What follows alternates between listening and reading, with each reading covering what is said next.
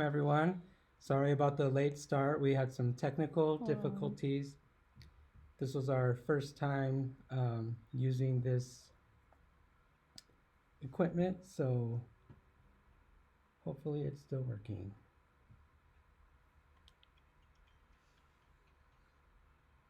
No? Mm-mm. Oh, there's a delay. There's a delay. Okay. There's video. Okay. Sorry, I'm checking on my phone also to be sure it's working through here. All right, sounds good. Thank you everyone for bearing with us. Sorry we lost a couple folks. Hopefully they'll circle back and come back.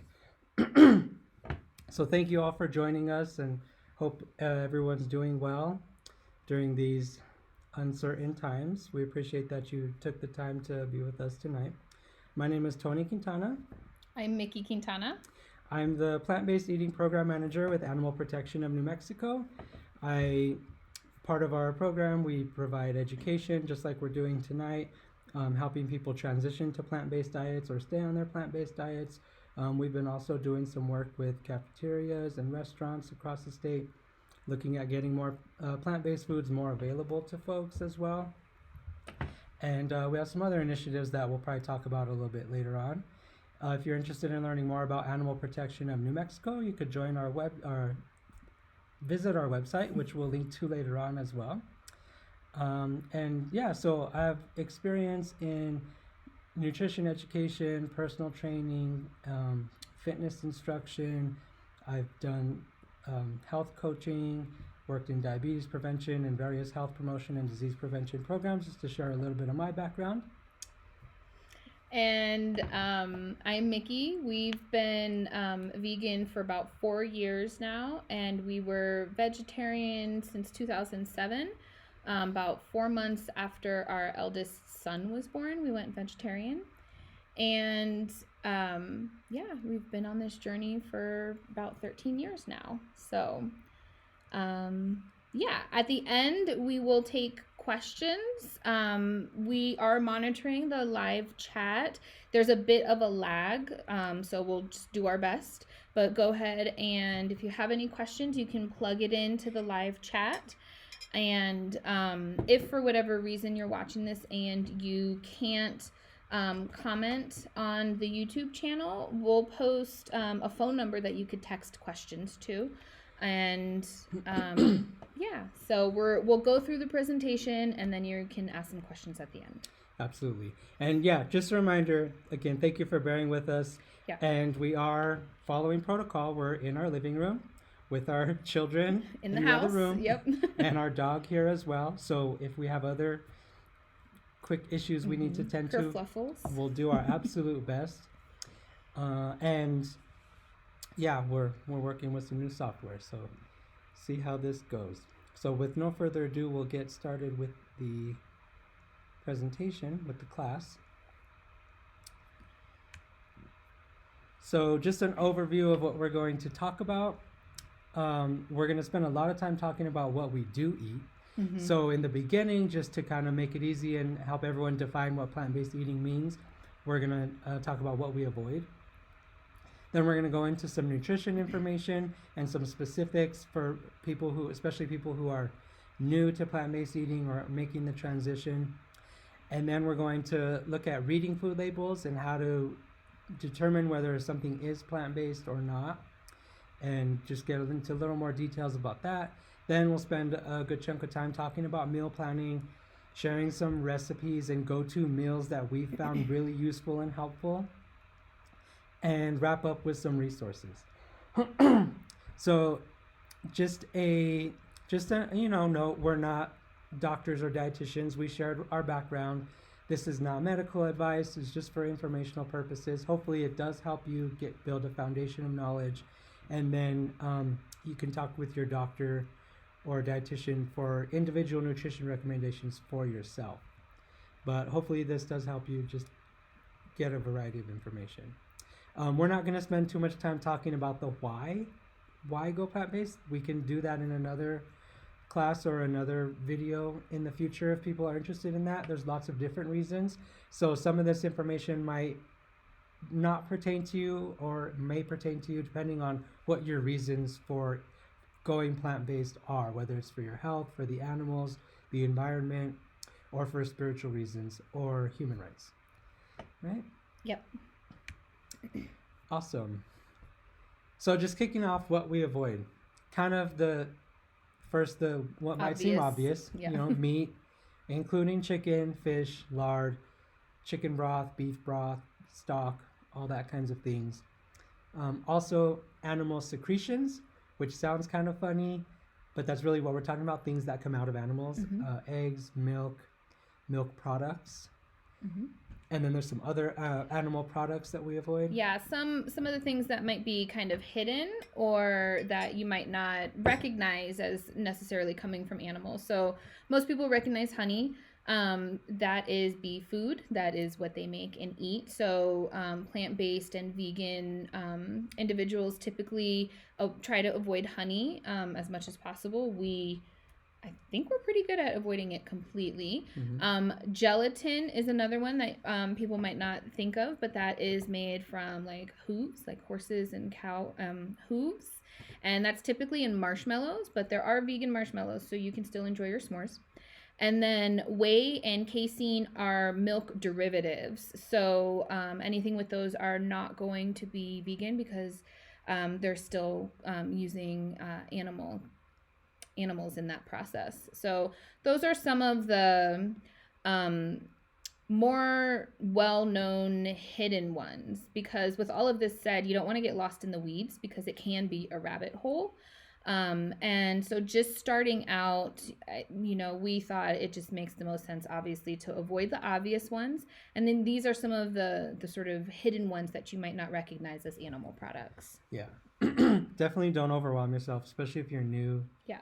Go with the basics that we have up here, and then you can evolve as you go.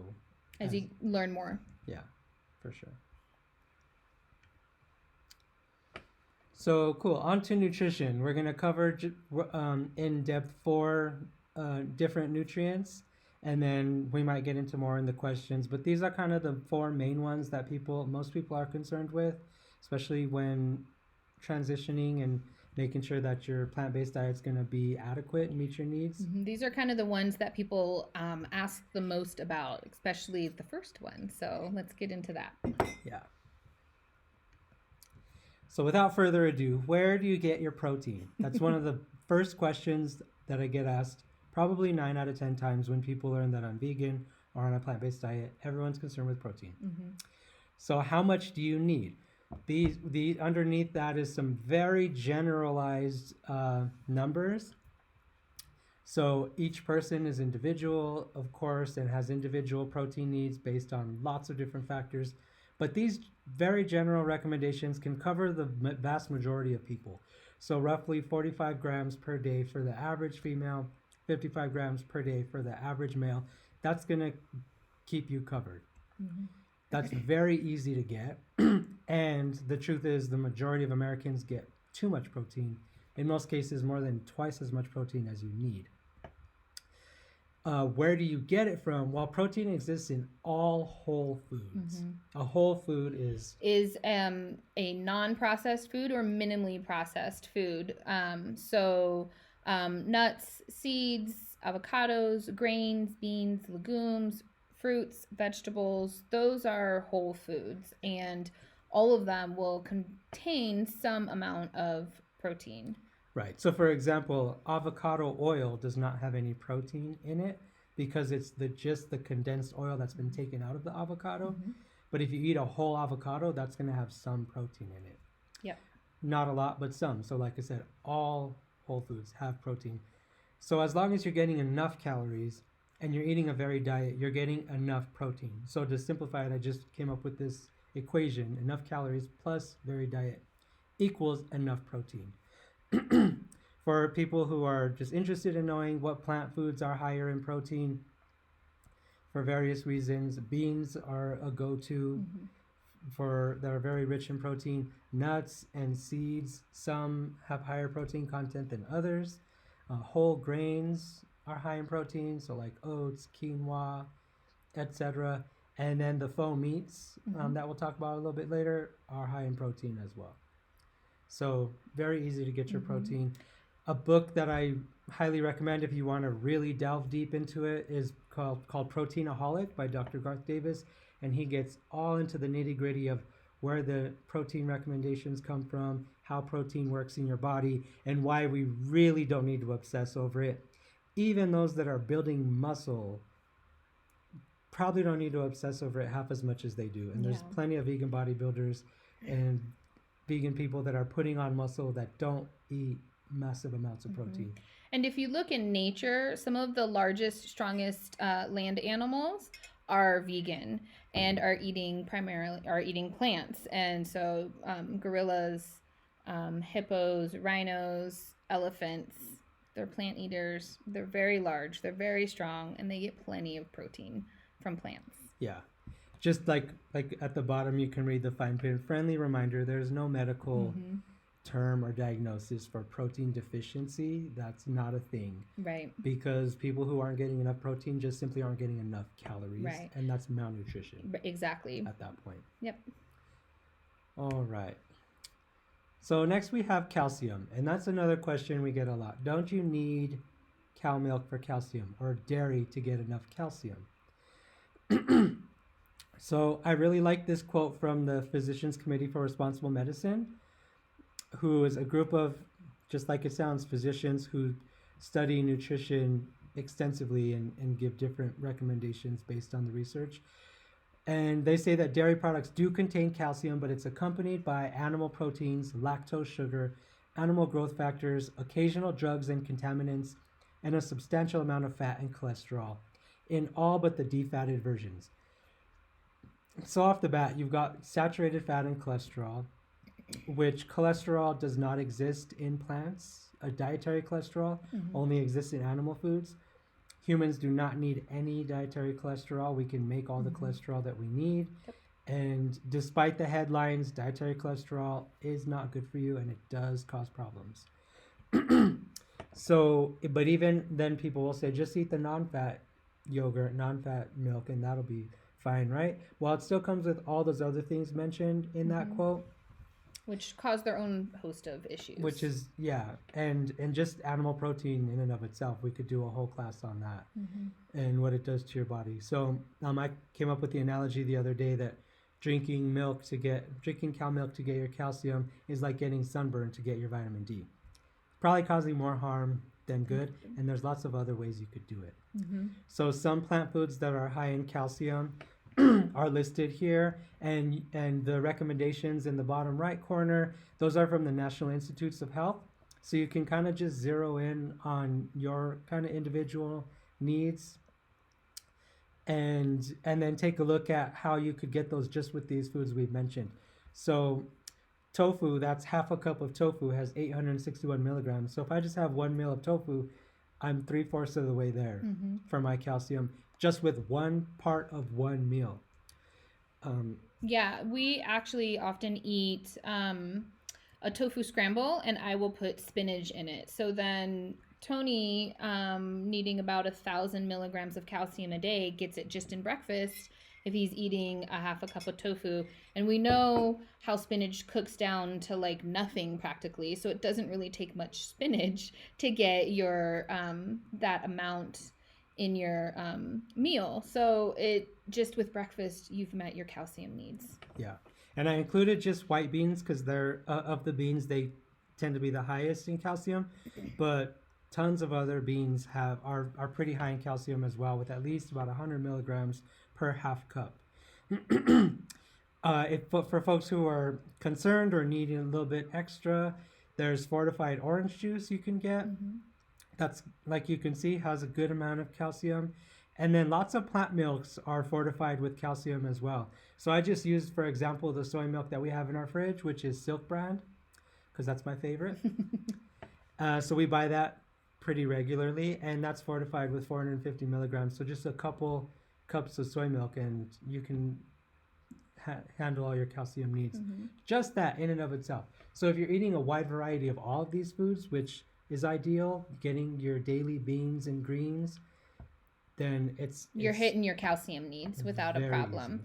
And then another thing that helps with like bone health and bone strength is exercise. And there's a lot of talk, particularly about weight bearing exercise. But one of the easiest things that's considered a weight bearing exercise is walking. So it doesn't mean weightlifting, and you can just walk and be supporting your bone health and bone strength Yeah. as well. Yeah. In that regard, yeah. Mm-hmm. Equally as important as the calcium we eat is also the exercise we do and the toxins that we don't put in our body, like smoking and junk food and other things that we can work on decreasing for sure. All right, next is the infamous vitamin B12, which you may or may not have heard of. And some people pointed out, but you can only get vitamin B12 from animal foods. And some folks will see that kind of as the flaw to plant-based eating, right? Because you can't have a nutritionally adequate diet and this is the proof, because B12 does not exist in animal foods. But B12 does not naturally occur in animal foods. Animals don't just naturally produce B12. They have to get their B12 from somewhere as well. So if somebody eats a chicken wing and that's where they get their B12 from, that chicken had to eat B12 themselves. So typically B12 comes from the ground. It comes from the dirt and the earth. We used to get it from drinking from streams and eating vegetables out of the ground where the soil was rich with B12. You can see why that's maybe not a good thing to do in today's world. Hence, pandemics and spreading disease. Yeah, pollution in the streams, all of that. Right. So we filter our water and we wash our vegetables for very good reason. That means we're not getting a natural source of B12, and neither are the animals that people eat.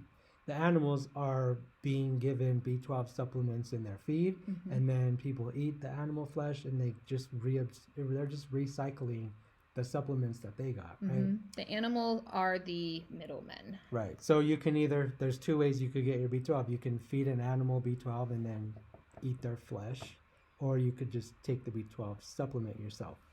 A lot of doctors recommend mostly everyone take a B12 supplement because lots of people are deficient or aren't getting enough.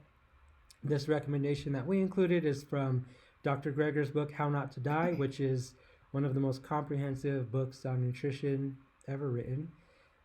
He combs through all the research, and so his recommendation is 2,500 micrograms per week of cyanocobalamin. You could also, or alternatively, if he gets more in detail in the book, you could do a daily dose or get it from fortified foods if you're having them every day and as a reliable source. Yeah. Make that bigger. So you can also use supplements. So we'll get a little bigger here and show you. We get this one off of Amazon. It is a kid's multivitamin, but it works for adults as well. If you take 2 gummies, and who doesn't like gummies? So we've been doing this one, and it's been doing us pretty well. The kids love it, of course. Of course. And then before that, we also were doing this. We had this B12 also. I think we just got it at Costco. So yeah, we got it because it's 2,500, which we could just take one a week, which was Dr. Greger's recommendation. Yeah, and forget about it. And then of course, a plant-based eater vegan staple. Yes, we get the big one. Let me see if I can get it. The fortified nutritional yeast. So we'll be talking more about this later, but this is also a great source of B12. So, all right. All right. Shrink us back down. Yep. And next is... Oh, and just that, I was going to say, so you talked about nutritional yeast, but most plant-based milks are also fortified with B12 and calcium and vitamin D. So if you're doing those, just make sure you're getting a fortified version if you're interested in getting those from your plant-based milk, right? Yeah. Awesome. All right. So let's iron out some details here. He couldn't resist the dad pun. Has to be somewhere in every presentation. Everywhere. Okay.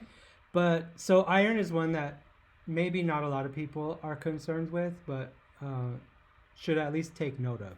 We've heard a lot of friends and family and just people that we know say, I tried to go plant-based, I tried to go vegan, but I was just so tired all the time. I just felt so weak all the time. Most people automatically attribute that to lack of protein. For whatever reason, we've got in our minds that protein is everything, protein is the most important nutrient, and if we're feeling weak or tired, it must be we're not getting enough protein. But we know that's not necessarily true. Protein is not our body's recommended fuel source. It does not an efficient energy source. So our body has preferences, and it's not protein for energy. Right. And as we mentioned earlier, you're probably getting enough protein anyway, even if you're just eating potatoes and broccoli all day. If you're getting enough calories, it's enough protein. But it might be iron deficiency if you're not getting enough iron. So a lot of times what we tell people is, how much of beans are you eating? And then that's when it comes out. So we say, eat beans every day for a couple weeks. Come back and tell me how you feel. And remember, it's not a giant plate of beans. We're talking like a half a cup of beans a day. That's your serving. It's the serving. Yeah. Dr. Greger recommends 3 servings of beans a day. Okay. Which includes tofu and hummus. So, a couple tablespoons of hummus, that's 1 serving. Tofu scramble for breakfast. Yeah. Or if you have a burrito the size of burritos I like to make, then you just knock out your 3 servings in one. Yeah. Bang, in one go. Yep. And there's all your iron for the day. Excuse me. So definitely important to take note of. Great to get. You need to get iron-rich foods every day. And interestingly, so plants contain non-heme iron, which is not as quickly and absorbed by your body than heme iron, which is found in animal foods. And this is an argument some people try to make also against plant-based eating, that your body can't absorb the non-heme iron as quickly or easily, but really your body absorbs the non-heme iron as much as it needs to. You cannot over-absorb the non-heme iron, but the heme iron that is found in animal foods, your body can absorb too much of. And so what else? Yeah, so and the great thing about our bodies is that they know when they need iron. So when you're in need of iron, if you have low iron, your body will crank up the absorption of that non-heme iron to get you up there. And like Mickey said, when we have enough or too much, it kind of turns it off with the non-heme iron, which is why I think non-heme iron is superior to heme iron, so you don't overdo it. And increased intake of iron is associated with heart disease. So it's good to know that we have that kind of automatic your body will regulate itself with the non-heme iron. Exactly. And so as we mentioned, non-heme iron does not occur in plants, with one exception, which is Impossible Meat, since they actually created a plant version of heme, which they say gives their meat, their plant-based meat, the meaty flavor that everyone's looking for. So if you're really concerned with the bioavailability of your iron, or just, some people will say, like, my doctor told me to just go eat a steak because I was so anemic and I needed to soak it all up. Yep. You don't need to do that. You can just go eat an Impossible Burger and get that heme iron as well, and you can stay vegan. Just the same. Stay plant-based. Yes. Also, vitamin C helps your body absorb iron. So if you eat vitamin C with your iron-rich foods, then that's going to increase absorption. And Mother Nature knew what she was doing, because who eats bean? What's the best thing to go with bean burrito? Green chili. So I can almost never eat This is true. pinto beans without green chili. And there's a reason for that. It's not only because it's delicious, but I'm boosting my iron absorption, right? Yep. You mentioned the tofu scramble earlier, right? Whenever we do tofu scramble, we like to do chopped peppers in it as well, which are high in vitamin C, and then that boosts the absorption. And some plant foods that are listed here: beans, tofu, greens, whole grains, raisins, and then of course the fortified foods like the milks and stuff. Right. Awesome. All right, shifting gears into reading food labels to determine whether something is plant-based or not plant-based. So allergens have to be kind of explicitly stated on the food label when you're looking at the ingredients. A lot of times they're bolded at the bottom, like you can see on the left at the underneath all the ingredients. There's just a large bold statement that says contains whatever. So milk and egg are allergens that have to be listed. So we can weed out a lot of products just by glancing at the bottom. And then you don't have to waste your time reading all the ingredients if you can see that it contains milk, for example. Just put it back. Alternatively, sometimes they're not listed at the bottom. They're just bolded within the list itself. So just scanning the bold words like on the right, and you can see just milk right there. So you can kind of just weed it out from the jump. However, some of those sort of hidden terms that we talked about earlier, the whey, casein, those are milk derivatives. So those will typically be bolded or have the contains, but gelatin won't, honey won't. So if your first glance, at that first glance, you see, okay, I don't have any of the major allergens, then you can quickly read through the ingredients and see if there's any honey or gelatin or some other animal product, because like beef fat and chicken fat also won't be bolded. Right. And so you do that, but it'll say in the ingredient list. So the other option you can do is on the bottom, if something is labeled vegan or certified vegan, there will often be the three symbols in the center here that say vegan and certified vegan, and then you don't even have to flip it over. Tony's really good at spotting those. I'm still in the habit of just automatically looking at the ingredients even after 4 years. Yeah, I joke that I have spidey sense. Like I spot those things super quick. Yeah, and then also, so the bunny logos are for the cruelty-free or not tested on animals. So these are typically on like hygiene products and cosmetics. Right. So we can do another webinar or class on that at a later date if there's interest, but just so that you're aware, the pink bunny on the far left, cruelty-free and vegan, means that it wasn't tested on animals and it doesn't have any animal products within the product. But the bunny on the right that just says not tested on animals does not mean it is vegan. It still may have animal products within, but it's just not tested on animals, which is still good, not tested on animals, but we want to try to avoid, animal products. Yeah. Another place that gelatin likes to hide out is in like gummy vitamins. Yeah. So you definitely want to check those. Ours said vegan on the front. They don't have the nifty little symbol, but they say vegan. They say vegan. But knowing me, I would see vegan, I would still read the ingredients. Yeah. Still double check. Do they know what vegan means? Yeah. But if it had the little symbol, then theoretically it's been like third party approved, right? It's been kind of checked by somebody else.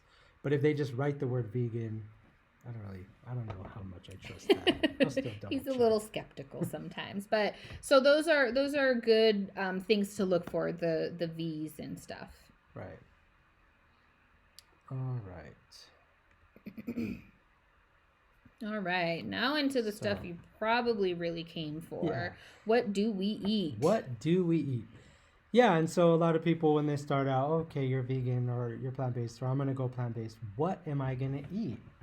So we just kind of came up with some examples of breakfast, lunch, dinner, and snacks that we eat, and we're going to go into a lot more in depth on each one. So starting with breakfast, you can see some of the things we listed here. We'll go into more detail about each one. So starting with oatmeal. We're also going to, real quick, provide some recipes that we use regularly. Now you can Google, smoothie recipe or plant-based smoothie recipe or plant-based pancake recipe, and you will get lots of results. So there's no shortage of recipes, but sometimes when you're just starting out, it's nice to like ask people like, well, what do you use? Because it's tried and true. And if we're still eating it, then obviously we like it. And so we thought it'd be good to provide some recipes. So sorry we didn't warn you in the beginning, but you can quickly run and get a pad and pen if you'd like to copy these down. And then I think a lot of these are available on AP&M's website as well. Most of them are. So there'll be some information at the end on where to find some of these recipes also if you don't want to quickly write it down. Yeah. And we'll, for those that registered via Eventbrite, we can send out a follow-up email with information, or you're welcome to email, or email is probably the best way. Just reach out via any of our contact information. If there's a recipe you missed and you want, or more information about anything, we're happy to, of course, share all of that after the class. Yep. After the fact.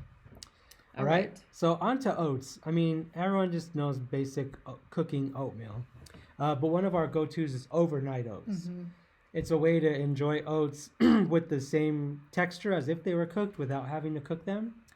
And it's also good because you can enjoy them cold in the summertime. In the summer, it's really nice when it's really hot out. Someone I know really doesn't like eating hot foods in the summer at all. I think it's fine, but other people are not into that. No. So, and if you're like in a hurry in the morning, so you prep them at night, and then in the morning it's just grab and go. And this is a good recipe.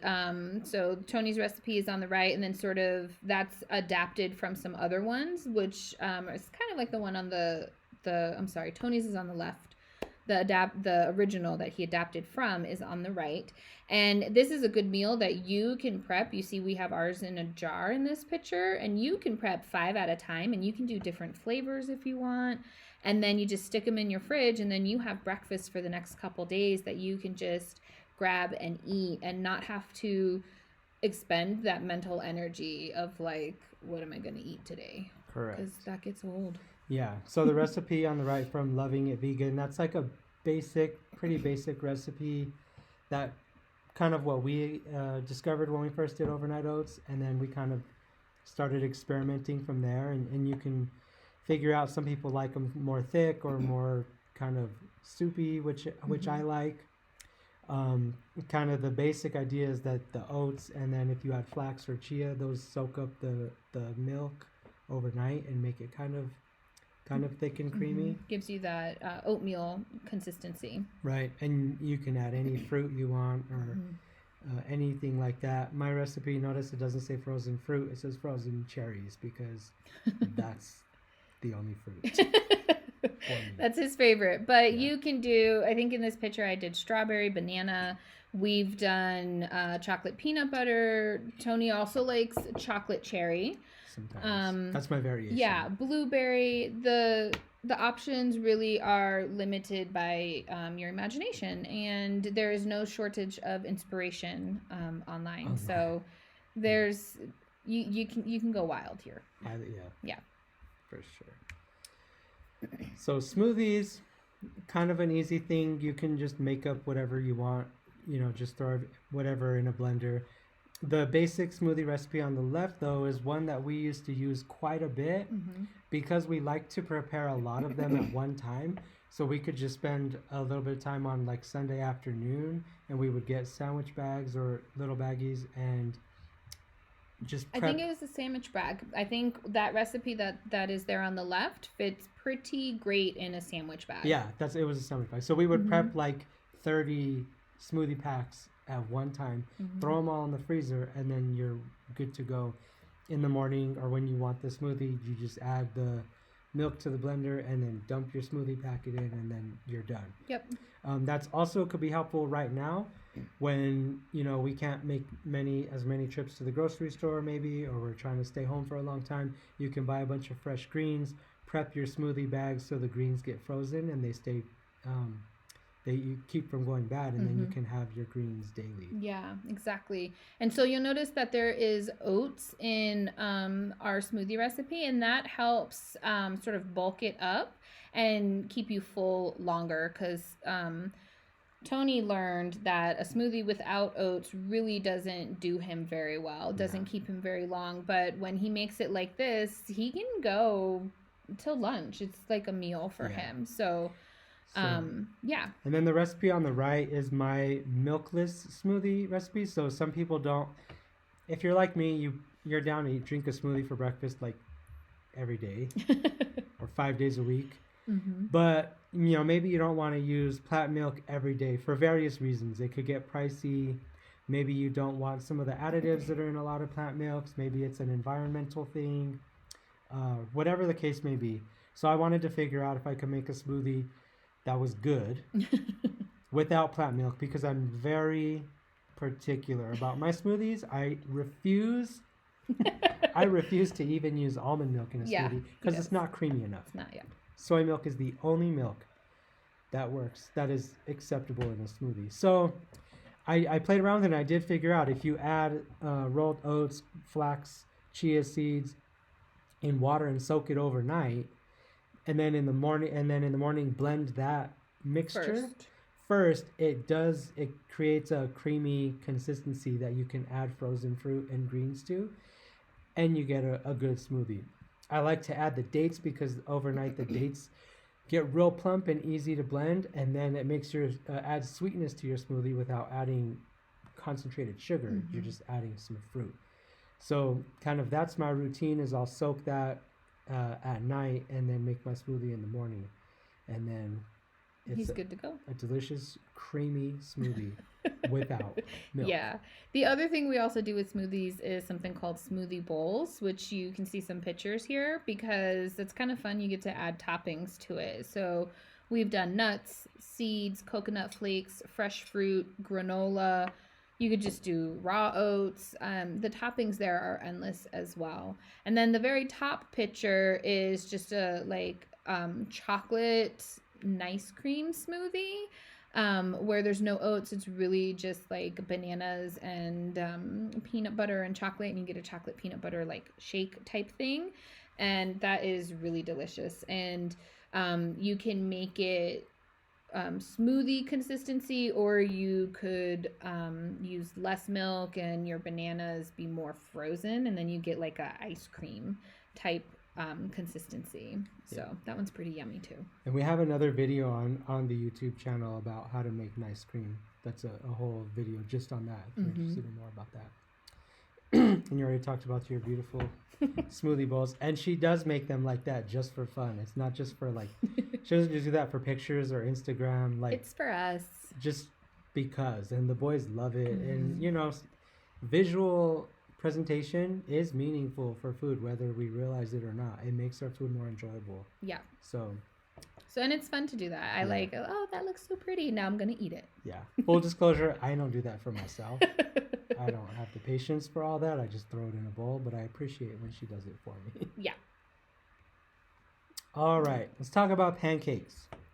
Someone, when I first went vegan, said, "Well, you're never gonna have fluffy pancakes ever again." So that was wrong. That was wrong. Our picture on the upper right corner determined that was a lie. Yeah. So it's all about the chemistry and getting the right ratios of baking powder, baking soda. Oh, I never fixed that slide. Oh my, that's the other one. That was the other mistake. Sorry. Yeah, so it's supposed to be a teaspoon of baking powder and 1/4 of a teaspoon of baking soda. Yeah. And 1/4 of a teaspoon of salt. So equal parts baking soda and salt. Yeah. And then a teaspoon of baking powder. We'll fix that before this gets posted or sent out anywhere. Yeah. So if you want a copy of the slides, we can send those out too, but we'll make that correction. Yeah. But this is our tried and true recipe. We've been using this for years. I think we were even using this before we went vegan, because at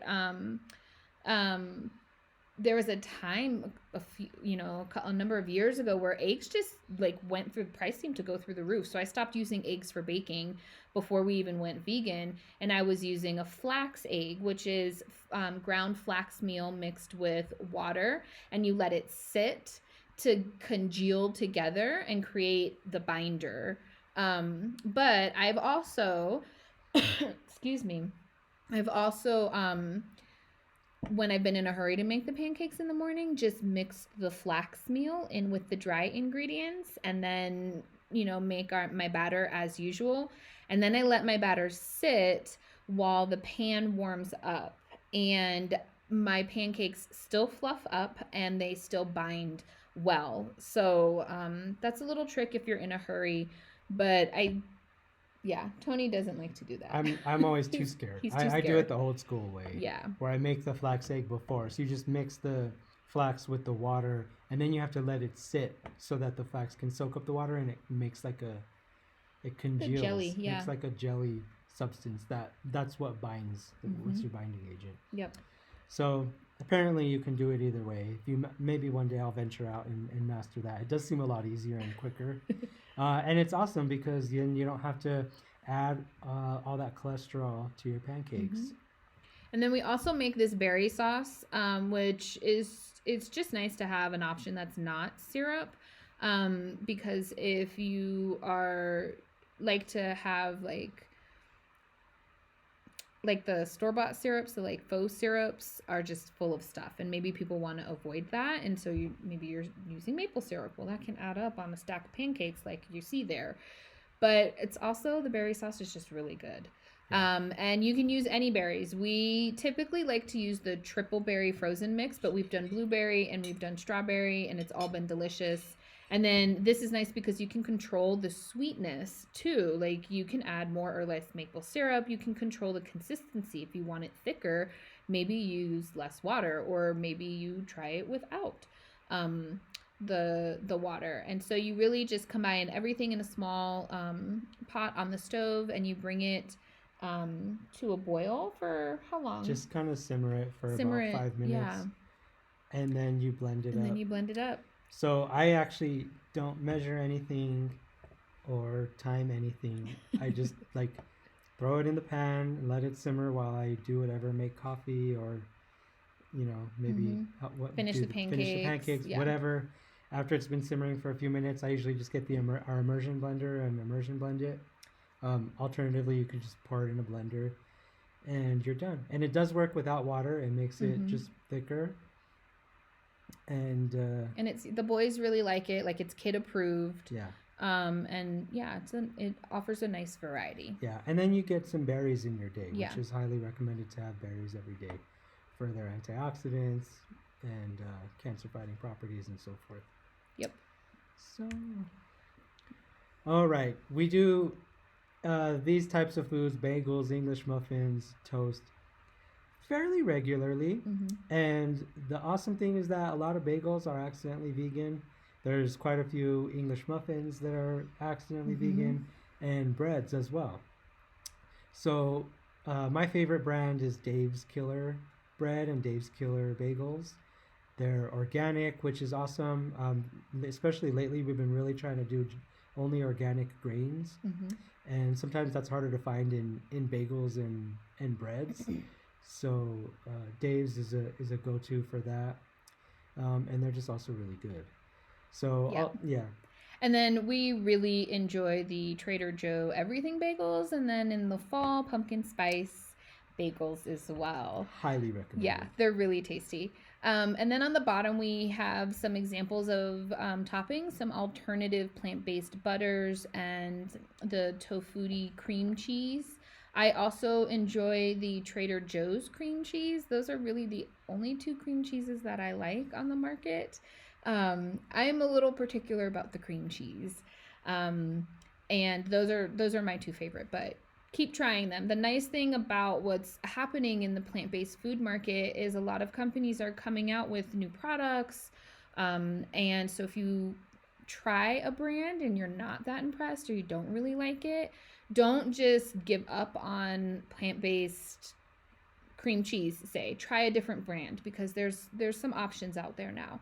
And then, of course, avocados. Now, I know avocado toast, is maybe got a bad rap because of millennials, but avocado toast is not just for millennials. It's really tasty.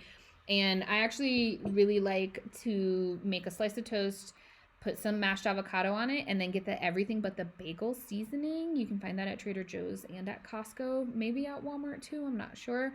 And then you put that on your avocado, and it is your avocado really toast. Good. It's really good. So that's a good one. It's worth trying. Yes. All right. Yeah, I think that's good on that. I think so. Plant-based sausage, bacon, etc. So a lot of people just like breakfast meats or some type of meat to go with breakfast. You could buy some really great options, which are you can see at the bottom there. We have tried all of these except the sausage. Except the Beyond Meat sausage. But lots of other people I know have tried it. And but the rest are definitely kid approved. Yes. The field roast ones are almost a fairly regular thing. The benevolent bacon we love to do when we go camping. Yeah, that's we can't camp without benevolent bacon for breakfast. Yeah. Kind of our go-to. With the little patties and the gimme lean, we like to make little patties out of those, and then make some biscuits from scratch and make like little sausage biscuit sandwiches. We love those. Or you can make your own. So we have two recipes. On the left is our tofu bacon recipe, and that's a picture of it right to the left of it. This is like one of our family's absolute favorite foods. Yeah. And for some reason, I'm the only one that makes it. It's like you have it down. You know what you're doing with it, and I don't want to mess it up. So we don't. It's just like he's got it memorized. I just figured it out one day, and I don't even. I got it all memorized because you adapted this recipe from another recipe, and I just let him keep making it. Yeah, I figured it out, and it came out so good. Yeah, she was like, "Do it like that every time." Yeah. So what I do is I freeze the tofu first, because if you freeze tofu, it changes the texture of it, and it gives it a more like hearty texture, almost like a tougher texture. Yeah, because tofu can sometimes there's different firmnesses of tofu, and we typically buy firm and extra firm, and even the extra firm sometimes can be a little more like fall apart a little more than we might like. And so we found that freezing tofu really changes the texture, and it doesn't fall apart as much. And then it also absorbs, once you defrost it and then press it to drain it some, it absorbs whatever marinade you have a lot more. Yeah. So if you follow this recipe and you don't freeze the tofu, you'll probably have some leftover marinade. If you freeze the tofu and then you drain it extremely well, obviously you defrost it first, and then if you drain it really well, you might be like, oh dang, I like barely had enough marinade because the tofu just sucks it all up. Yeah. And then you get all that flavor packed into and it's so good. It's so good. Anyway. Yep. And we have that. We'll have it with pancakes. We might have it with biscuits and gravy. We might have it with just like a little hash brown patty. I think we call them hash brown cakes because our youngest. Or just, hash browns and the tofu bacon. So yeah, it's a good one. And then on the right is poor man's sausage recipe. And this is one I found online probably about a year ago, I think. And it is supposedly from a World War II recipe, I believe. That's what they claimed. When, meats were rationed and stuff. And I wasn't sure because it's made with oats. But I was, this is interesting. I'm going to give it a go. I'm going to try it. And it is so good. We could not believe the texture of it and the flavor and how it came out. I thought she had some wild ingredients in there that I never heard of. Yep. No. I was like, what flavorings did you go out and buy for this? Where did you pull this out of? Nope. It's oats, and you see it's pretty common, relatively common ingredients and spices. So the trick is that even when regular meat sausage, pork sausage is made, it's the herbs and spices that really give it the main flavors. And so you're recreating those flavors in this poor man's sausage recipe, and then you get the texture with the oats. Now, fair warning, when I make this, you mix it all together and you let it sit, and then you make little patties, and then you sort of fry them, and then you let it you're supposed to let it soak in some broth. and it's supposed to soak it up. Well, mine fell apart and I had a crazy mushy mess, and I was like, well, I'm just going to go with it. And so I started making little patties or little balls, and then I put it in our air fryer to crisp them up. You could put it in your oven too to bake them, and that did the trick. So if you get a mushy mess, keep going because the payoff in the end with the flavors is really good. It is a little time consuming, but it's worth it. It was really good. It was really good. Yeah. And I then was really blown away. Yeah, there was one time too, I think I was like, we were so hungry, I didn't want to go through the time to make patties and little balls. So we just worked on like making like a sausage crumble, and then we mixed it in with gravy to have sausage biscuits and gravy, and it was on point. Yeah. Yeah. Super good. It was good. And just out of oats and spices. Yeah, it was incredible. Yeah. So. All right. So let's take a coffee break. Not literally. I mean, if you want to go get coffee, by all means. But Mickey reminded me, if we're going to talk about breakfast, we have to talk coffee. I was surprised he didn't think of it because he is the coffee drinker. Well, actually, I'm not anymore. So whatever. Maybe. I used to be like really seriously addicted. Yeah. So if that's you, I totally feel you. That's very valid. I'm not like super addicted anymore, but certain meals have to be paired with coffee or I don't even want them. I don't want a breakfast burrito with green chili if I don't have hot coffee with it. I just don't. I don't want it. And I'm a little particular about my coffee because a lot of people say, I want to be vegan, but I have to have half and half in my coffee or it's just not good. And I totally understand because I don't like just anything. I don't do cheap coffee. I don't do certain creamers. I just won't even touch. I don't care if they're vegan. I'm not into it. So I wanted to share some of my favorite ones and then some that I think are acceptable. But of course, everyone's different. So if you try mine and you don't like them, try other ones. There's so many out there. You're bound to, there's one that you're going to like. Yeah. I can pretty much guarantee it because they make them from so many different ingredients. There's so many different varieties.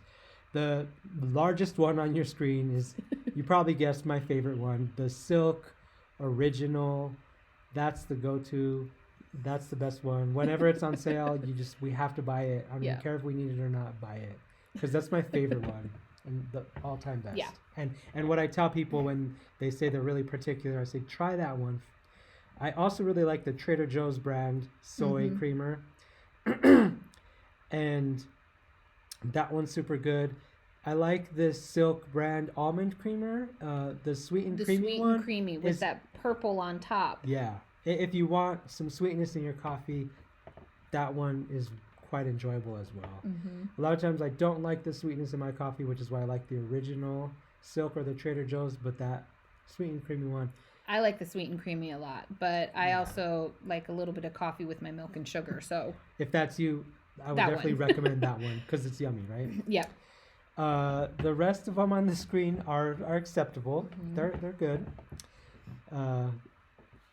But the Natural Bliss by Nestle there, the Natural Bliss also has some that contain dairy that are regular cow milk creamers. So you definitely want to make sure that you are getting a plant-based one. And they'll typically say Natural Bliss, almond, coconut, and then have some flavor in them too. So just watch out for that. Yeah.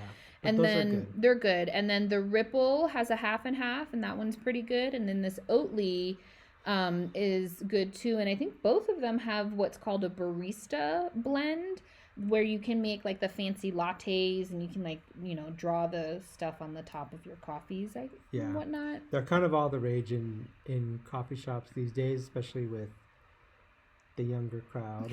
I guess we're at a point where we say that now.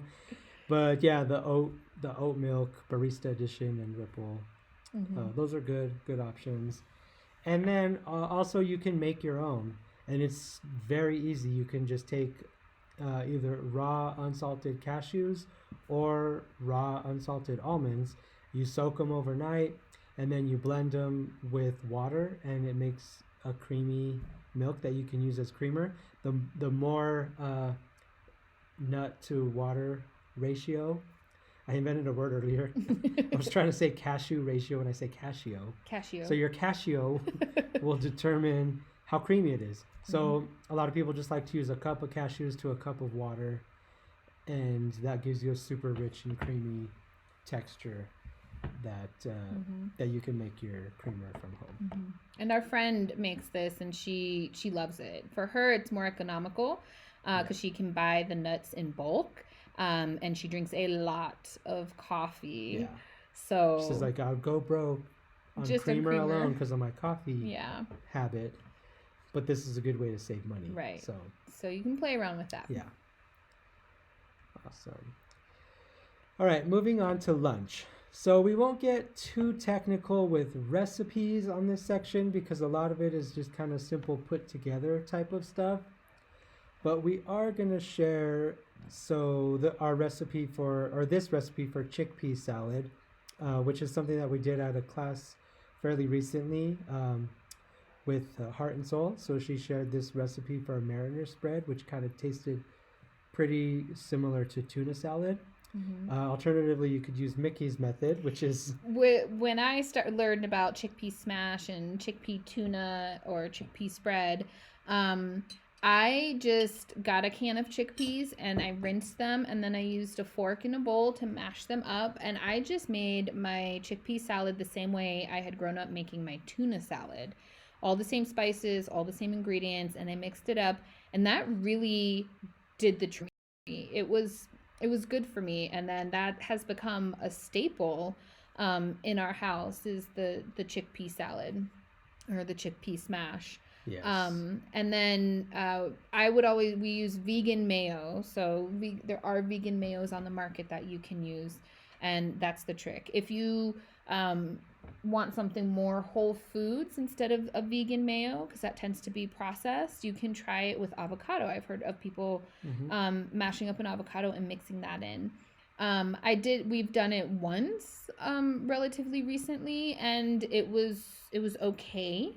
I think it needed a little more juice in it, and I tend to put lemon juice in my chickpea smash, and I used to in my tuna, and so I think it needed a little bit more of that. I'm still playing around with finding ratios and recipes for using avocado in my chickpea smash, so I don't have an exact recipe for you, but that is an option. Yeah. So recipe coming soon. She'll figure it out. And then another thing that we really enjoy is the tofurkey deli slices. They're really good. We use them, and they just make things to make life easy. Like, let's be real. Even still having to be home so much lately, it's been nice to have the tofurkey slices because what are we gonna eat? Let's just have sandwiches. It's easy. And we go out, we have kids. This is a good one for lunch boxes. And they're tasty. Tony's had used them as a sample at different events, and kids and adults they've passed every time. Yeah. So I've sampled them out in wraps for kids and adults. They've passed. I've even sampled them just by themselves. Like you roll them up? Like I rolled them up and made the little fancy looking tray, so everyone just tried a little roll of tofurkey. And the kids ate them up. I did it with 5th grade, around our age kids, and they ate it up. They loved it. So that's a good one. And then this chow sliced cheese is really good. We don't typically add it to like our tofurkey sandwiches. We like it in like grilled cheeses, and I really like it with sourdough bread and the chickpea salad. And you grill it, and makes a chickpea like melt. The chow is, yeah, it's really, really good. The chow is really good in that one. Really good to chow and then really chow down on it. He said he can't. It's been an hour. All right, and then just don't forget, some simple meals are really good to just have in your repertoire. Have in rotation. Just pasta with sauce and some veggie on the side. That's a quesadilla with the carrots and the cucumber there, and then an easy pizza with a pre-made crust, or you can use pita bread. We do pita pizzas sometimes, and then you just get a sauce, and that is the Trader Joe's mozzarella cheese. With the cheeses, when I first went vegan, well, before I went vegan, I used to always say I could never be vegan because I love cheese and eggs too much. Which a lot of people say it's very Yeah, common. a lot of people, their hold up or their barrier is the cheese, and that is understandable, and there's a reason for that. Yeah. But the vegan cheeses, when I first went vegan, I was not impressed. I'm not gonna lie. I was just like, well, I guess I'm just not gonna eat cheese anymore because I don't like it, and that's okay. But then we stopped eating the vegan cheeses. We didn't try them, and then a couple months later, I think, some friends invited us over, and they had Frito pies, and they made it so that we could eat them vegan, and they got a vegan cheese for us. And I was like, well, I'm gonna try it again. I'll try a little bit. And I was like, hey, wait a minute. This is better than I remember. This is kind of good. So I personally recommend to people that if cheese is your hang up, or you're, I love cheese, I feel ya. But I think it's best with the cheese to just go cold turkey and give your taste buds time to change, and time for you to essentially detox from cheese. And give your brain time to get over the withdrawals and the addiction that because that is what happens with cheese.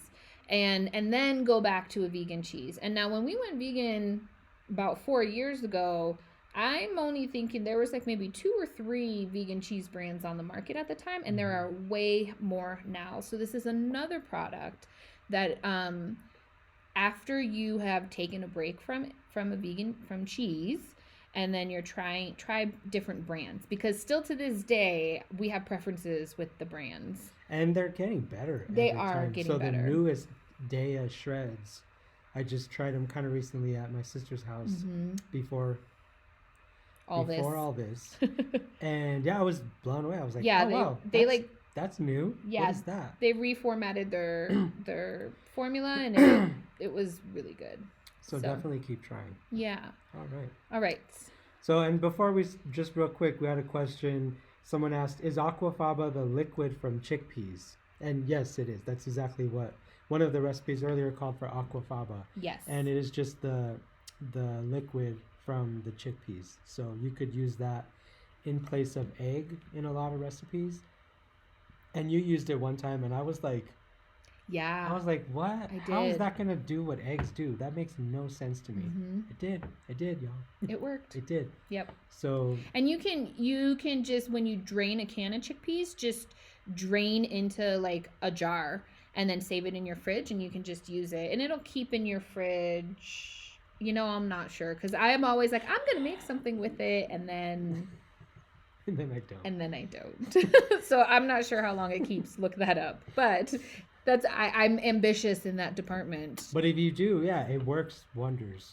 Aquafaba. Cool. Thanks for asking that question. Yep. All right. So on to dinners. She said thank you. You're welcome. So you'll notice a lot of these are kind of the same dinners that we used to eat before we were vegan or even vegetarian. We've just veganized them. Yeah.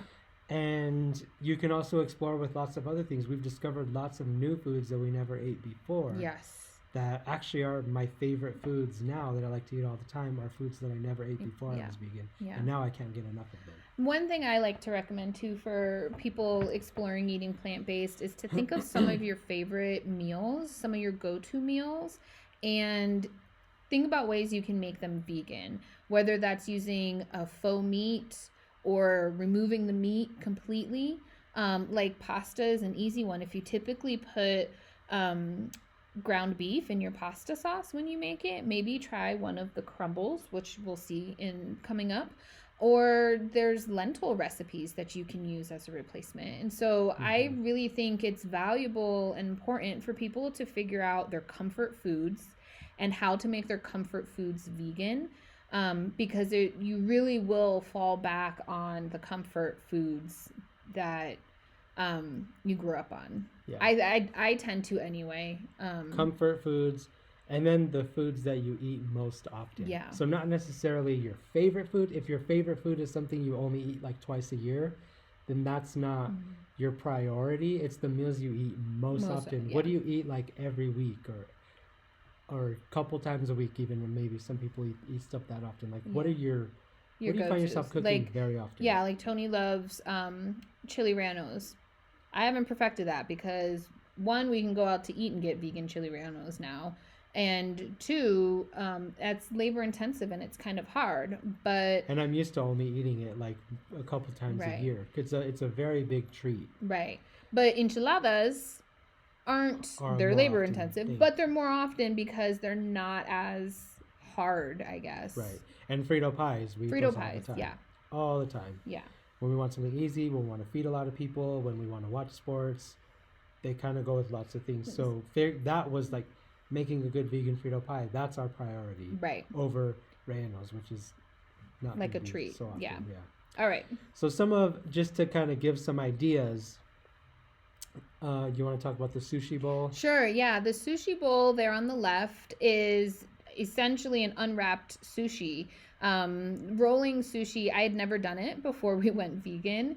I had never really eaten sushi before we went vegan. And there's lots of videos on YouTube to teach you how to roll sushi.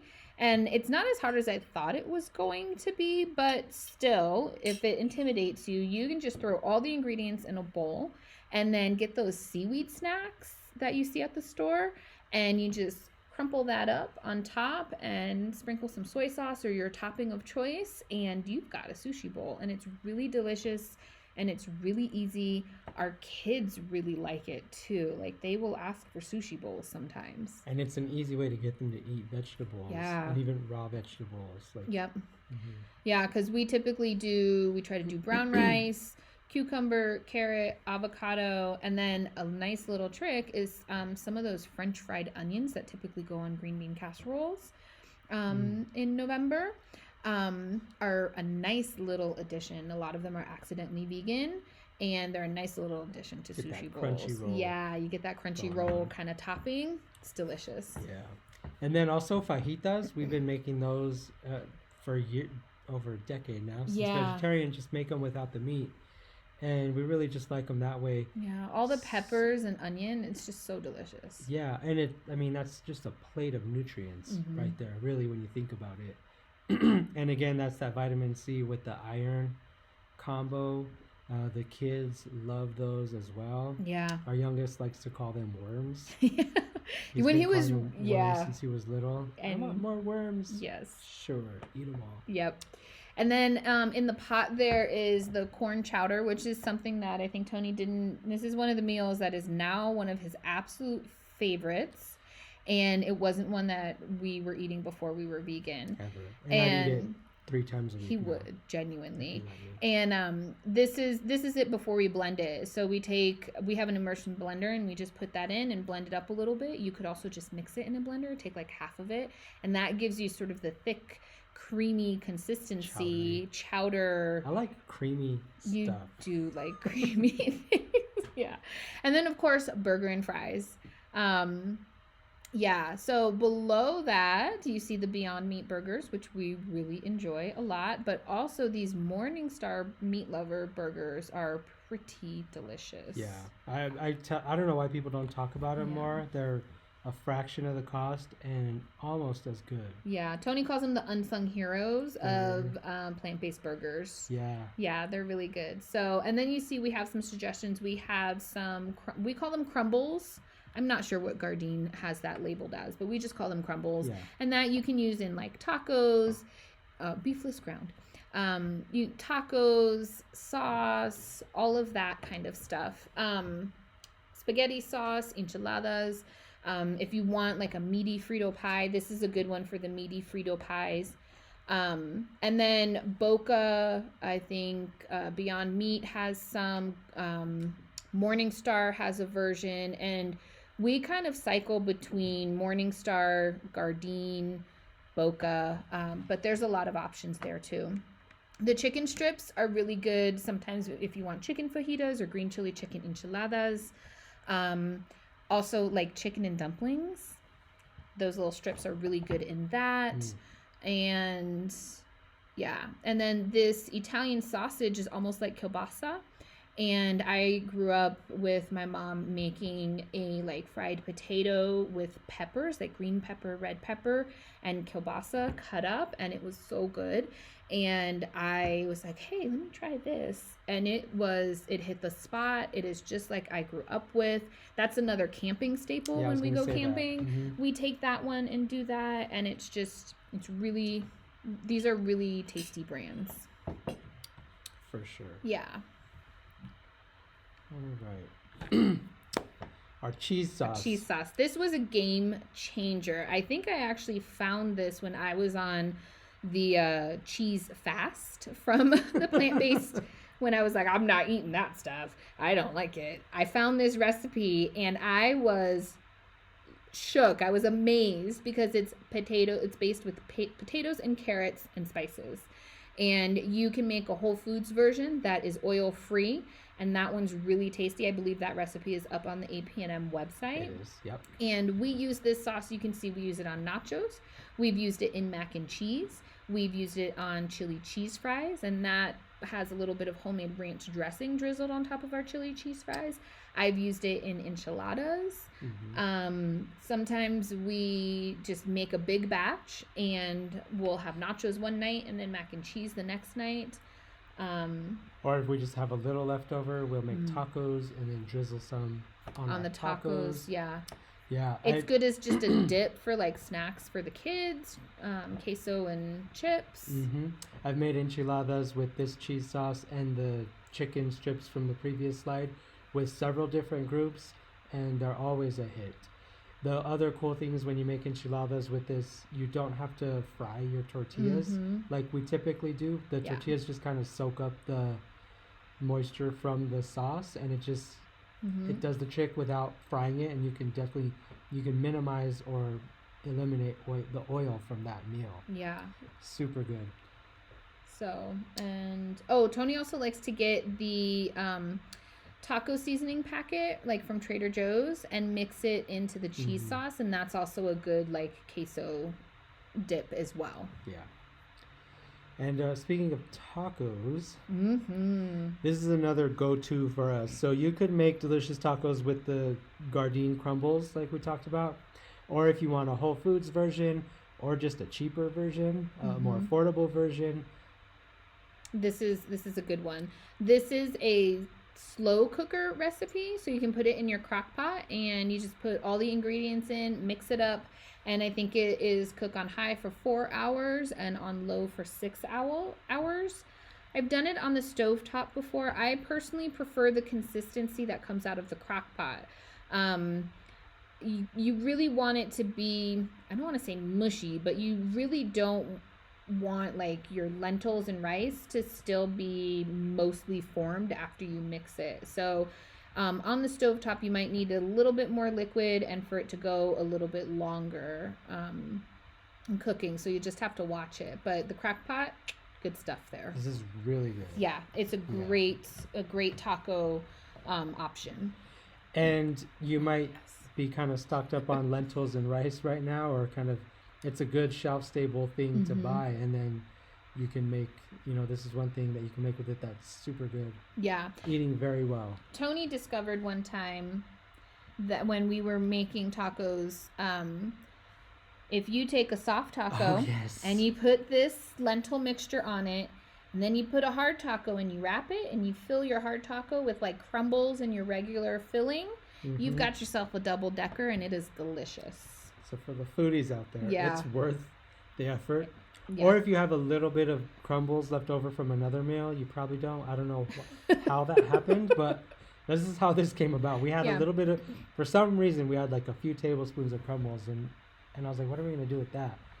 And then the light bulb went on. Yeah, and it's really good, and our kids really like it. So, if you kind of ate double-decker tacos from Taco Bell quite a bit, this is a great vegan option for you. And not as like bad, processed, salty, all not of that. All that, yeah. Sure. All right. So now on to snacks, and we're not going to get too in depth with snacks, with recipes and stuff again. Most snacks that we typically think of as snacks are vegan anyway. Yeah. You know, veggies and hummus, super healthy, whole foods, vegan snack that's easy to grab and go. You know, fruits and almond butter or peanut butter. Mm-hmm. One time we made a really good quesadilla, remember, with sliced banana and almond butter. Oh, and then like just put it on the stove, like to toast the tortilla. That was so that was good. really good. And then sometimes you can put a little bit of chocolate chips in there and it melts. It's delicious. So if you want to make us bigger, we'll show you some other snacks that you like grab and go snacks if you see in the store. We get these, the Nature Bakery ones. Yeah.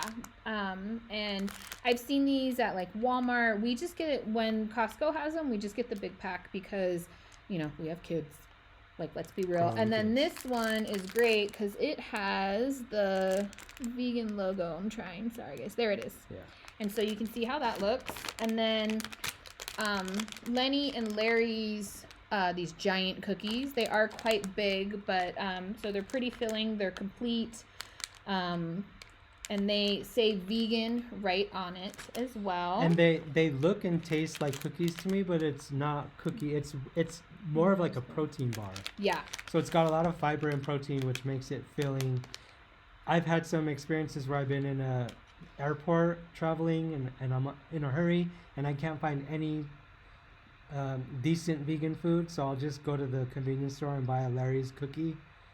Len and Larry's cookie, whatever, and then it holds me over until I could get a real meal later. Yeah. And then the other thing that we have to show you are Cliff Bars, and this white chocolate macadamia nut one is really good. I was a little skeptical, but it's really good. And this one is vegan. Not all Cliff Bars are vegan, so you'll want to look at the ingredients. I think they might be. Oh, really? Yeah. Okay, so I always double check because that's how I am, but that's where we're at. So, and so these are some good grab and go options. If you can't, you know, fresh fruit, of course, is a good grab and go option, but like, you know, gas stations might not have fresh fruit, but you can probably find a Cliff Bar or something like that also. Also, Lara bars are vegan as well. So, looks like we have a question about how much cheese sauce does the recipe make, and what do you say, maybe like 3 cups? No, way more. More than that? 4 cups maybe? No. You think more? Yeah. No, oh gosh. Maybe 3 to 4 cups. You're stumping us. Maybe a little more. Think that hard. I think it makes like a quart and a half. No, maybe a quart. A quart? Yeah, I would say probably a quart. And so here, it depends on the size of the carrots and potatoes that you use. Yeah. And it depends on how thick or not you make it. Mm-hmm. Because when you blend it, you want to use a little bit of the water that you boiled the vegetables in, and you add that slowly to the blend mixture, to the blender, till you get the right consistency. So it does, it makes about 8 cups. Now that I'm picturing it in the blender, I'm confident in saying it makes about 8 cups. 2, 4, or 6 cups. I was gonna say 6. 8 sounds like a lot, but what I really meant to say was that 6. I'm confident saying it makes 6 cups. Okay. We don't think very hard about stuff like that in our kitchen, apparently. But it makes plenty for a meal. So we throw the sauce together because we also don't like to think too hard. I don't know. I don't. When I'm cooking, sometimes I have kids running around and I have places to go and stuff like that. But so I'll just throw the cheese sauce together and then use it for whatever meal we're going to use it for. And it's always enough or more than enough. Yeah. So if like we use it for mac and cheese, for example, we'll just make a pot of pasta and then just pour it over the pasta until we it looks right. Yeah. And then it's either enough or we have a little bit left over. And then, like I said, then one of us can have a snack the next day or we can use it for tacos or something like that. Yeah. Same thing with nachos. It usually makes about 2 meals of nachos. Yeah, if we're using it for nachos, there's always leftovers. Yeah. Yeah. So, hope that's helpful. Yeah, so for a family of 5, it should definitely... We're a family of 4, but our kids eat a lot. Yeah. Sometimes they eat more than I do, and they're little. I don't know where they put it. Well, we're we're coming up on having a teenager, but he's been eating like that for a hot minute. We do have a teenager. Yeah. We have a teenager and a 7, almost 8-year-old, but they eat a lot. And it will be enough for that. And then, you'll just kind of get the hang of it. Yep. As you play around with it and how you like the consistency. Yeah. So cool. Thanks for asking that question. Yeah. And then, back to the snacks. Another go-to snack that I didn't even put up here is ants on a log. Oh my gosh, yeah. And our kids love it, and especially the younger one likes it because he can make it himself now. Yeah. So you just get celery and put peanut butter on it, and then sprinkle raisins on top. Yep. And then it's like a vegetable, a fruit, and a nut. Yeah. In one. It's good stuff for him. Super delicious. So that's another one. But we do want to share one recipe for the roasted chickpeas, because that's something that we didn't have before. Right. And it's so good. It is really it's good. so healthy. You're just eating chickpeas. Yeah. And it's a good way to get your beans, your daily beans, like we mentioned earlier. Maybe some people don't want to eat beans that much. And then I said, you could do hummus or tofu or other things. You can also do roasted chickpeas as a snack, and super good. And so when I discovered this, I was like, ooh. And what I typically do is I just take a can of chickpeas and I drain it and rinse it. And some recipes will tell you to put them in between the drained and rinsed chickpeas in between 2 napkins and like rub them around to get the skins off. And I find that when I mix the sauce into the chickpeas, some of the skins fall off anyway. But I don't make an effort to take all the skins off because I actually like when the skins get roasted as well with the chickpeas. And so these are 2 recipes. You've got a spicy and a sweet recipe up here. You could also coat it in like sriracha sauce or buffalo sauce. You could probably find a recipe with like ranch type spices to make ranch chickpeas.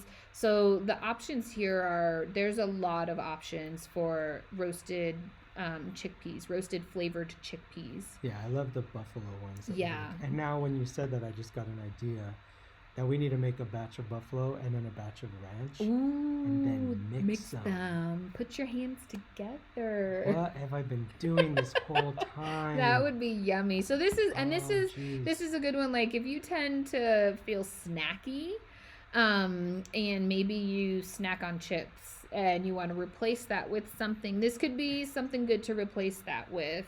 Popcorn, air popped popcorn is another good one to replace that with. But these are really tasty. Yeah, popcorn is another favorite. I don't know why I didn't put that up there. Because we just thought of it. All right. So on to some resources. On our website, apnm.org/plant-based, there's a pretty big recipe section with lots of the recipes we talked about today, but lots of others that you can check out and find. They're broken down by breakfast, lunch, and dinner and snack. And there's even some desserts on there as well. We also have the vegan dining guide up there, which is a listing of restaurants statewide, and they're separated by city. So to help you find some vegan or plant-based options in your city. And there's notes in there about kind of what the plant-based offerings are. The restaurants are only included in there if they have at least 2 entrees that are plant-based, and meaning entrees like legit meals, not just French fries or salads, not including those. Right. So it can help you. I know a lot of restaurants are maybe not fully functional right now or even open at all. Some are just doing takeout and curbside service. If you want to know specific restaurants in your city, I might be able to help you out in Albuquerque and Santa Fe. To see what's still open if you wanted to support, like a local business that has vegan options. So Tony can hook you up with that. That's how you can justify too. Like, we need takeout today, right? Because we need to support them. We need to support them. We don't want them to go under in all of this. We need to get coconut noodles again. And again. Yeah. So there's that. We also share, classes and events on the website, like this one.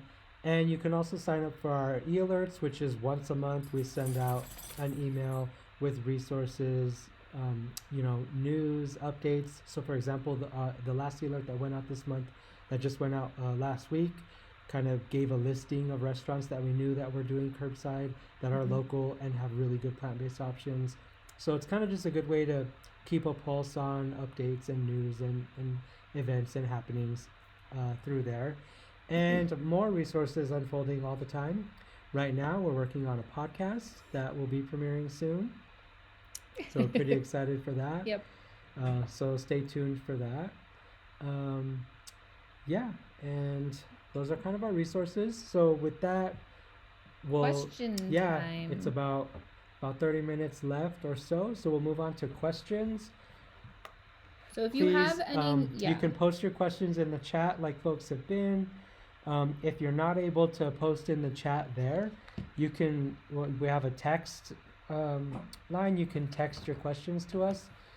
Sorry, the dog is done being inside and he wants to go out right now. But yeah, you can text us your questions and we'll answer them right now if you have any others. Thank you all for those that tuned in and stayed the course, and especially with our difficulties at the beginning. I think we're getting the hang of this now. So if you have specific topics that you want to learn more about, we can definitely do more classes on this platform and offer them, especially now that we're not really going anywhere. Yep. We can do some more live stream classes on very specific topics. So let us know if you want to learn more about a specific area that we talked about tonight, or in general, just about plant-based eating. There were a few things, like I said, that we could do a whole class just on that one thing. So if you want a class on that one thing, we're happy to explore that for sure. Yep. Any other things that you want to mention before we're done? I don't know. I hope this was helpful. I hope it gave you some ideas. I think I don't know. We've got a great question, and I'm glad you asked. So the question is, where do you get your coconut noodles? Oh. One of the best restaurants in town, called An Hai Kwan, which is on, and I always forget what street name it is. Wantabo, because I just drive there without thinking. An Hai Kwan on Wantabo. It's locally. Autopilot. I do autopilot. So, are you sure you know what you're talking about? But yeah, An Hai Kwan, AN space HY space QUAN, and it's locally owned. The owner is super nice. His name is Tony also. And Mama's in the back making the mock tuna from scratch. And their mock pork is really delicious. The mock pork with cashews is, you cannot go wrong. I think I think I'm comfortable saying that they're my favorite vegan egg rolls in town too. Yeah, which says a lot. I really like egg rolls. Yeah. But the coconut noodles our whole family loves them, and our 13-year-old especially. He was like having a major hankering for them. And then when all of this stuff started and we had to stay home, and then we were wanting some takeout and we wanted to support local, my son was like, coconut noodles, this is my chance. So I definitely highly recommend them. And I believe they're still doing takeout. And let me get the dog again. Oh jeez. And then we have a question about desserts. Oh, okay. Maybe a live stream on desserts only. Cool.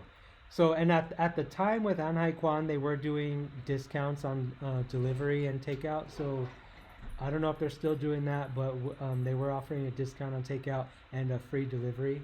So that might be an option. Would love a live stream on plant-based desserts. So maybe we'll just do a whole class on desserts for folks that are interested. Yeah. Otis wanted to say hi apparently. Yeah. This is Otis, our little guy. Some of our favorite desserts, just to give you an idea, though, is, the nice creams. We really like chocolate peanut butter nice cream, and then sometimes we'll throw some sprinkles. We've done strawberry nice cream. I've done like a pistachio nice cream, and then make like a caramel sauce out of dates. He's sniffing the snacks over here. And pies, the giant apple pie at Costco is accidentally vegan. So there's that also. And some of the like Marie Callender's frozen pies are accidentally vegan. But yeah, maybe we'll... I'm glad you asked because I would love to spend 2 hours talking about dessert. I'm not going to lie. Yeah, we've done, brownies and cakes and cookies. I've made black bean brownies that were really good. So yeah, brownie in a mug. Yeah, so maybe we'll that's a good one. Thank you. That's one of our favorite topics. Yeah. As much as I like to strive to be whole foods plant-based, and that's really something that I'm interested in for sure. I'm a foodie. Yeah. And we like desserts. I also like to try and make desserts that are whole foods or almost whole foods, which is why banana and ice cream is such a go-to. Mm-hmm. And sometimes you just want not banana. Sometimes you just want Sometimes you just want that ice cream. Yeah, for sure. I can't see. Maybe check the event page, see if there's any questions there. I can't see them because. But also speaking of desserts too, there's a great locally owned. I don't know if they're a restaurant or what, but Plenty Sweet.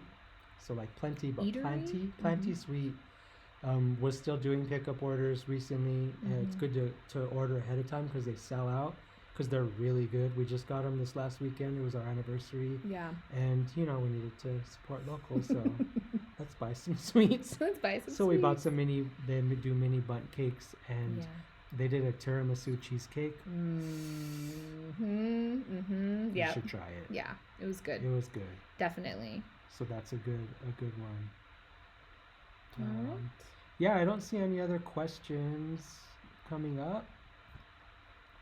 So, I guess we can go ahead and log out. Thank you. Thank you so much. Again, this was fun. And please follow up, text or call or email plantbased@apnm.org.